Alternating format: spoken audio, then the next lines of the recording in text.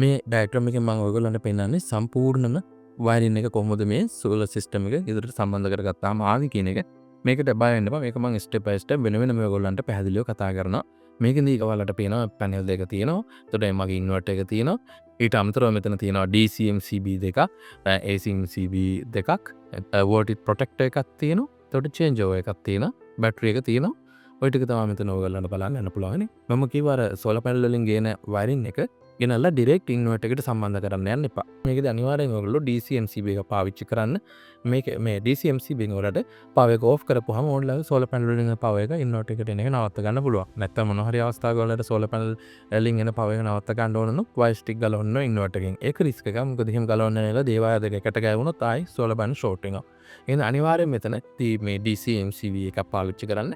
ඒකට solar panel දෙක cable දෙක ඉස්සර සම්බන්ධ කරලා ඉවර වෙලා මෙතන එතකොට ඔයගොල්ලෝ මේ ඇන දෙක තද කරලා පස්සේ දෙන කේබල් එක ගැලෙන්නේ නැහැ. ඊට පස්සේ ගිහලා ඔයගොල්ලන්ට පුළුවන් සෝලර් පැනල් වලට MC4 කනෙක්ටර්ස් දෙක සම්බන්ධ කරන්න.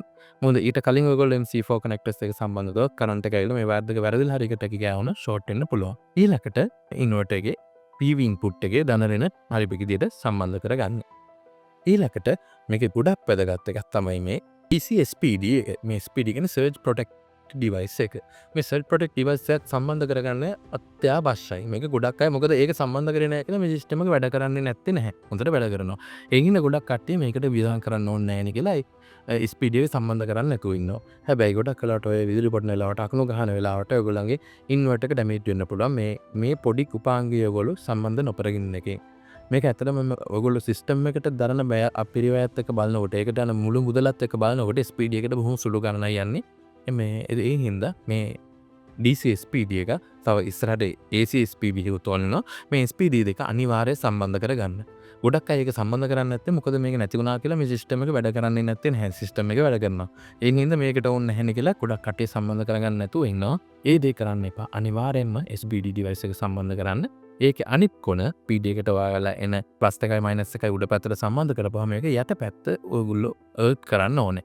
මේක හොඳ අර්ත් එකක්. ගෙදර හොඳ මේ පළල් තඹ කම්බියක් පොළොව යටට ගහගන්න. ඒක ඔයගොල්ලෝ සාමාන්‍යයෙන් අඩි 10කට එහා ගහගන්න පුළුවන් නම් ගොඩක් වටිනවා. එහෙම ගහන්න අමාරු නම් අඩි 10කට වඩා එහා ගහගන්න අමාරු නම් දෙකක් සාමාන්‍යයෙන් අඩි 5 6ක වගේ ගැප් එකකට එහා පොළොවට ගහලා ඒ දෙක එකට සම්බන්ධ කරලා ඒ දෙකට අර්ත් එක දෙන්න.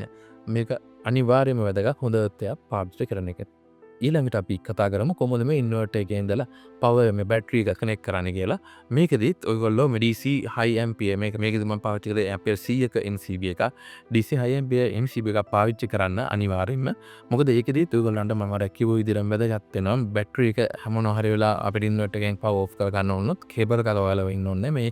මේක පවර් ඔෆ් කරපු ගමන් MCB එක ඔයාලන්ට පවර් ඔෆ් කරගන්න ඕන් කරගන්න බොහොම පහසුයි. හින්දා MCB එක පාවිච්චි කරනවා හොඳයි. බැටරි එක සම්බන්ධ කරද්දී බැටරි එකේ දාන ඉන හරි විදිහට බලලා ඉන්වර්ටර් එකට සම්බන්ධ කරන. ඒකෝ දාන වෙන මාරු වෙලා සම්බන්ධ කරොත් ඉන්වර්ටර් එක ඩැමේජ් වීමේ හැකියාවක් තියෙනවා. ඊළඟට අපි බලමු මේක හයිබ්‍රිඩ් ඉන්වර්ටර් එකක්. ඒතකොට මේකට AC ඉන් එක දෙන්න පුළුවන්. ඒක දෙන්න එක බැදලත් මොකද එතකොට බැටරිස් වල මේක පවර් එක මදි වෙනවා. මෙයා බයිපාස් වෙලා ගෙදර කරන්ට් එක ඔප් වෙන්නේ නැහැ. බයිපාස් වෙලා ගෙදර කරන්ට් එක දුවනවා. ඒ හින්දා අපි AC එක දෙන්න කොහොමද කියලා ගොඩක් කට්ටිය මේ AC එකක් දෙන්න බයයි. මොකද අපුණු ගහද්දි මේක පිට වෙන්න පුළුවන් කියලා. ඒකත් අන්තක තියන්න මේ AC කරන්ට් එකම විතර නෙමෙයි මේ සිස්ටම් එක පිට වෙන්න පුළුවන්. අපුණු ගහනලාට විදුලි වලට ලොකු ස්පයික් එකක් එන හින්දා DC එකෙන් ඒ කියන්නේ සෝලර් පැනල් පැත්තෙන් ඇවිල්ලා මේක පිට වෙන්න පුළුවන්. ඒ හින්දා SPD එකක් මෙතන කිව්වා වගේ පාවිච්චි කරන්න. ඒ වගේම AC ලයින් එක ඉන්න එක දෙනකොට යෝහන්න පේනවා මම AC SPD එකක් පාවිච්චි කරලා තියෙනවා. මේකෙදි අනිවාර්යෙන් අර්ත් එක අර්ත් කරන්න ඕනේ. මේ අර්ත් එක DC එක අර්ත් එකයි දෙන්න එකකට එකක් සම්බන්ධ කරන්න ඕනේ. එකම අර්ත් එකකට තමයි මේ දෙන්නම යන්න ඕනේ. අර්ත් දෙකක් සම්බන්ධ කරන්න යන්න එපා.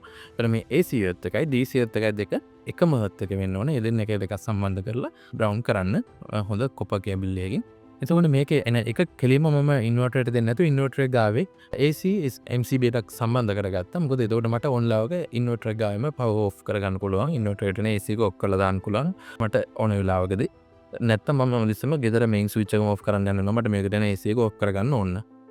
ඒ හින්දා මෙතනදී මම තව AC MCB එක පාවිච්චි කරා. මේ ඩයග්‍රෑම් එකේ දෙන AC අවුට්පුට් එක කොහොමද අරන් තියෙන්නේ කියන එක මේක ඔයාලට පේනවා. AC එක අරගෙන මම තව ඩිවයිස් එකකට සම්බන්ධ කරලා තියෙනවා. මේක වෝල්ටේජ් ප්‍රොටෙක්ටර් එකක්.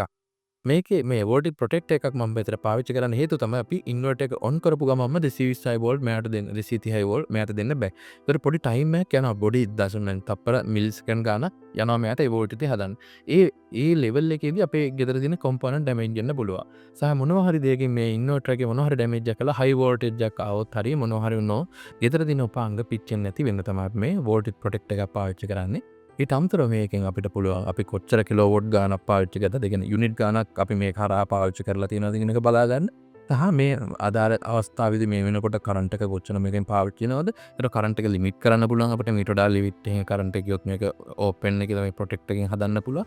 ඒකට වෝල්ටේජ් ලෙවල් තියන්න පුළුවන් අපිට අඩුම වෝල්ටේජ් එක අපි 210 වෝල්ට් වගේ තියන්න පුළුවන්. ඒකට 210 වෝල්ට් වලට අඩු වුණොත් මේක අවුට්පුට් එක කට් කරන. ඒකට වැඩි වෝල්ටේජ් එක 240 වගේ අපිට ඕනනම් තියලා 244 වගේ වෝල්ට් තියලා ඊට වඩා වැඩි වෝල්ටේජ් එකක් කට් වෙන විදිහට දාන්න පුළුවන්. එහෙනම් අපිට මේකේ වෝල්ටේජ් එක කන්ට්‍රෝල් කරගන්න පුළුවන් ප්‍රොටෙක්ෂන් එකක් ගෙදරට ගන්න පුළුවන්. එහෙනම් ඒ ඩිවයිස් එකක් පුළුවන් නම් ඔයගොල්ලෝ සිස්ටම් එකට අනිවාර්යයෙන්ම සම්බන්ධ කරගන්න. එතකොට ඒ ඩිවයිස් එක කරා ගන්න අවුට්පුට් එක ගිහිල්ලා මම දෙන්නේ චේන්ජ් ඕවර් කියන ඩිවයිස් එකට. දැන් මේ චේන්ජ් ඕවර් එක පාවිච්චි කරන්න මොකද අපිට දැන් ඉන්පුට් දෙකක් තියෙනවා ගෙදර. එකක් ග්‍රිඩ් එකක් ඉන්වර්ටර් අවුට්පුට් එක. සෝ මේ දෙකෙන් කෝකද අපි අපේ ගෙදරට පවර් කරගන්න ඕනේ කියලා සිලෙක්ට් කරගන්න තමයි සෝස් A එකද සෝස් B එකද කියන සිලෙක්ට් කරගන්න තමයි මේ චේන්ජ් ඕවර් එක පාවිච්චි කරන්නේ. එතකොට මම මේ ඉන්වර්ටර් එකේ අවුට්පුට් එක ගෙනින් සෝස් A එකට තමයි මම සම්බන්ධ කරේ. මෙතන තියෙනවා සම්පූර්ණම AC වයරින් එක දැන් මේ සම්බන්ධ ඉන්වර්ටර් එක සම්බන්ධ. එතකොට මේ ග්‍රිඩ් එකේ ඉන්න එක මේ ස්විච් එකෙන් පස්සේ කෙලින්ම ඇවිල්ලා සෝස් B එකට චේන්ජ් ඕවර් එක දෙනවා. ඉන්වර්ටර් එකේ එක කෙලින්ම ගිහිල්ලා සෝස් A එකට දෙනවා. එතකොට මම චේන්ජ් ඕවර් එක සෝස් A පැත්තට දැම්මොත් සෝස් A එකෙන් තමයි ගෙදර බලගන්න වෙන්නේ. මම සෝස් එක B පැත්තට චේන්ජ් ඕවර් සිලෙක්ට් කරොත් ග්‍රිඩ් එකෙන් තමයි ගෙදර බලගන්න වෙන්නේ. එතකොට ඔයගොල්ලන්ට චේන්ජ් ඕවර් එකක් පාවිච්චි කරලා මේ දේ ලයිසන් කරගන්න පුළුවන්. එතන මේකේදී ඔටෝ චේන්ජ් ඕවර්ස් තියෙනවා, මැනුවල් චේන්ජ් ඕවර්ස් තියෙනවා. ඔටෝ චේන්ජ් ඕවර් එකක් පාවිච්චි කරොත් ඔයාලගේ සෝල් පැනල් එකෙන් එන පවර් නැතුණු වෙලාවට ටක් ගාලා ඔටෝ මේක අනිත් පැත්තට ග්‍රිඩ් එක පැත්තට මාරු වෙනවා දාන්න පුළුවන්. මම මෙතනදී ඔටෝ චේන්ජ් ඕවර් එකක් පාවිච්චි කරන්න ගියේ නැහැ. මම මෙතන මැනුවල් චේන්ජ් ඕවර් එකක් පාවිච්චි කරා. මොකද මගේ හයිබ්‍රිඩ් ඉන්වර්ටර් එකේ කේපබිලිටි එක තියෙනවා බැටරිස් ටික පැටුනොත් බයිපාස් කරලා ග්‍රිඩ් එකේ පවර් එක ගෙදරට දෙන්න පුළුවන් විදිහට කේපබිලිටි එක තියෙනවා. එහෙනම් මම ඔටෝ චේන්ජ් ඕවර් එකක් පාවිච්චි කරන්න ගියේ නැහැ.